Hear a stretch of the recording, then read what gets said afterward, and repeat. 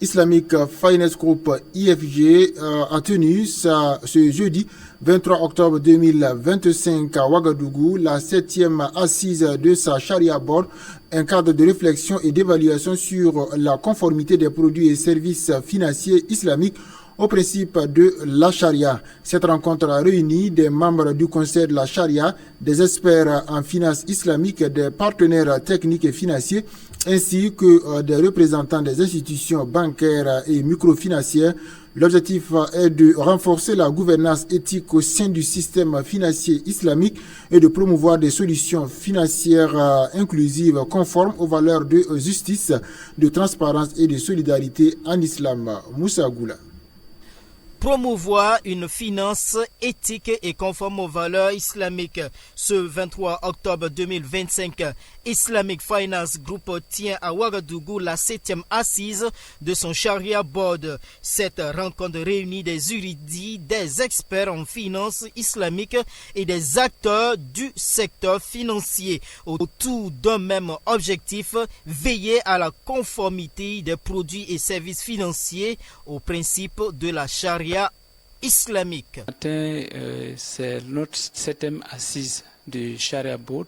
Le Sharia Board, faut entendre par là le comité de conformité charaïque qui est chargé de statuer sur toutes les questions de la pratique de IFG. Voilà, voir si ces pratiques sont conformes aux principes de l'islam.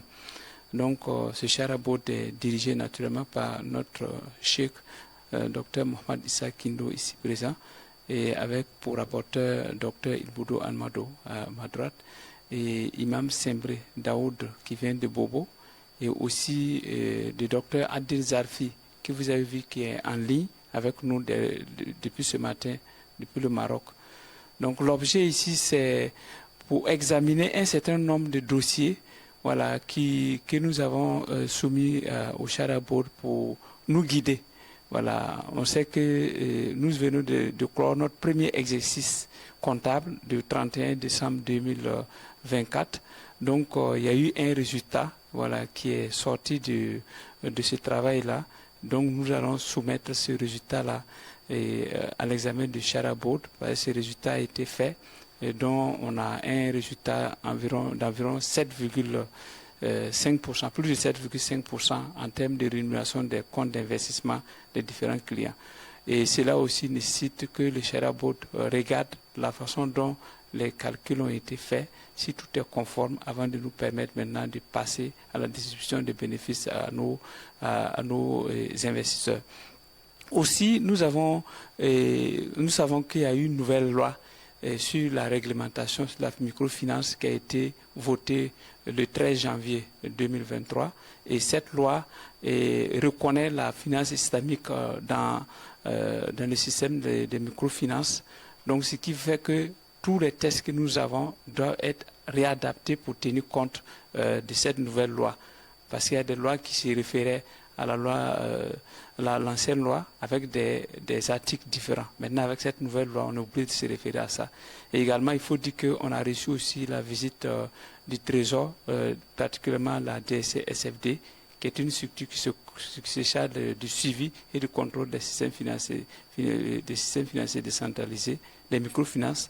Et qui réconforte la place de la finance islamique dans le développement économique du Burkina Faso et celui de l'Afrique. Au niveau des missions confiées au Sharia Board, alors il y a qu'il faut examiner les pratiques de l'institution réalisées au cours d'une période donnée, mais il y a également qu'il faut donc anticiper en examinant et en donnant donc un avis favorable ou pas sur les projections d'activité de l'institution. Voilà, et notre rencontre de ce matin s'inscrit à la fois dans les deux sens, voilà, parce que l'exercice 2024 qui a été clôturé, l'institution a eu à réaliser un certain nombre d'activités et parvenu à un certain nombre de résultats, aussi bien pour elle-même que pour les détenteurs de comptes d'investissement qui ont voulu bien mettre des fonds à sa disposition donc pour des opérations de financement.